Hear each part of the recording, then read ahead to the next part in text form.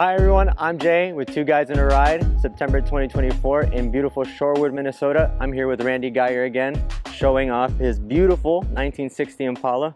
Randy, what can you tell me more about the car? Because I'm in love. I love it. Well, thanks for being here, Jay. Yeah, that's a 1960 Impala, as you mentioned. This is right. This car, I think, just represents the jet age of car styling. It looks sort of like a jet with the fins down the side and the jet and the vapor trail. It has all the earmarks of those aeronautical influences.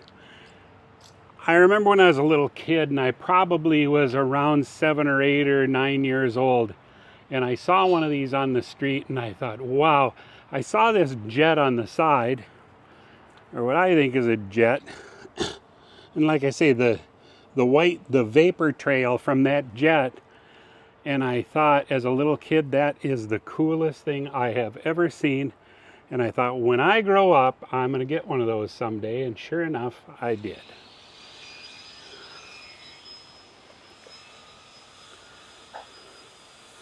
I love everything about it. I love the cross flags on the wheel covers. I love the dual slant back antennas. It makes it look kind of sporty, kind of racing, kind of almost like you're going so fast that the antennas are bending backwards. The 60 Impala is easily distinguishable from the 59. They're kind of sister cars in a way because they kind of have a similar look. But on the 60, these fins lay pretty flat, where on the 59 they're much more angled.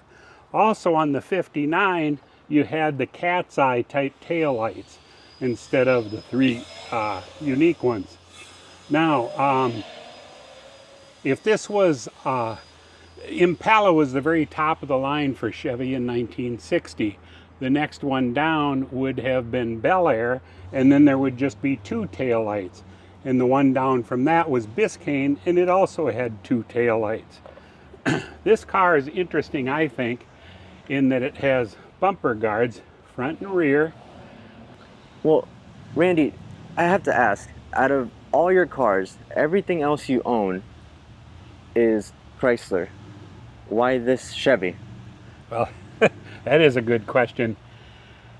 I think because this was the first collector car that I bought and kept. I bought some muscle cars before this one when I decided that I had to have a hobby in my retirement. I didn't think the muscle cars were that much fun. They're hard to shift and they were hot and they just weren't fun. I ended up buying this car because I thought about remembering the styling and the fins and I bought this off of eBay actually from a fellow in Chicago, and it was on a Chicago dealer's showroom floor, and I bought it from the owner of the dealership. It's been such a great car. It's just a cream puff. It starts and runs beautifully, it drives beautifully, and I just fell in love with it, and that's how I got started. And then it's a long story how I ended up into the Chrysler realm, but eventually I did, and I just loved the styling and the ride and the comfort and everything else about the Chryslers, and that's what I do. If you look back, Jay, at some of the videos that we've done previously and put on YouTube, you'll recall that the video we did on the Dodge 1958 Regal Lancer, I talked all about how I bought that car at auction, and that's the one that got me started into the Chryslers, and then it just took off from there. Now, is any restoration done on your part or from previous owner? I didn't do any of the restoration. I haven't done anything except maintain this car. I bought it in 2007, so I've owned it for it's something like 15-ish years now. And I've just done things to maintain it and maybe fix little things, but the restoration, all the paint, all that upholstery was all done. Now, I remember you saying that the restoration has a little bit of a story to it. Well, yeah, this dealership I bought it from, a Chevy dealership in Chicago, He actually bought it as kind of a rust bucket in Wisconsin at the Jefferson car meet some years ago. I would guess around the year 2000 or so, pretty close.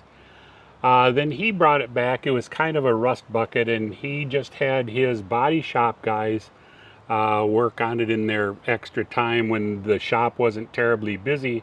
And so they just kind of chipped away at it little by little by little. And as I remember, he told me it took him about 8 years to finally complete the car. He then, once it was completed, he kept it for a few years and drove it around, drove it in some parades and things. And then for whatever reason, he decided to sell it. And he put it on eBay, and that's where I found it. Yeah. It is interesting, though, and I should point out that as many of these cars as they built, and they built a lot of them, and I'm remembering that for 1960 Impala convertibles, I believe they built in the neighborhood of 70 to 75,000 of them, and if you include hard tops, it gets into the hundreds of thousands.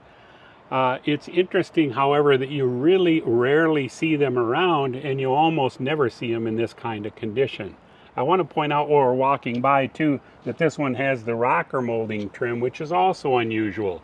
When people restore them, typically they take that off because it's hard to find and it's expensive, and if it has any damage, you're in kind of bad luck. So they just take it off and they paint it. And Jay, again, as long as we're talking about all the gewgaws and all the trim on this car is fully loaded with every piece of trim you can think of. These also were optional, and you don't see them on every 60 Impala, but we have them here. And we have, as I said before, front bumper guards, also unusual option. Now, as long as we're here, let me point out something else. This emblem right here on the grille, the fact that it has the crossed flag emblem means that the car is a big block car. If that had a small block or a 6-cylinder, you would have the Chevy crest on here rather than the cross flags. Now, when I talk about a big block, in 60 there was only one big block available, and that's the 348, and that's what this car is. You mind if we take a look? Yeah, there it is. Absolutely beautiful. 348 cubic inches. Now this is the predecessor to the famed 409. In 61, Chevrolet came out with the 409 cubic inch, just a little bit bored out. And the way you tell the difference is you'll notice that the oil dipstick is on this side on the 348, and on the 409 it's on this side. Other than that, they're identical. This has the 3 2-barrel carburetors, and they rated it at 280 horse. Again, I have the correct battery for this, but for driving around town I use a modern battery. This car also, I should mention, as long as we're in the front, you might want to get a shot of this, is that this car has competed in the AACA and has achieved the status of a first Grand National, which is hard to do. Well, it's not a surprise that it won, seeing how beautiful it is. Now, you've shown us the outside. Can we take a look at the inside? Absolutely. Well, we had to beat the rain, so we're inside now. Randy, I had asked if we could take a look at the interior. Can we continue? Absolutely, yeah. All right. Once again, the interior is just as the factory made it. You've got the hang of I don't do alterations on my car from what the factory built. So it has the black and white houndstooth interior.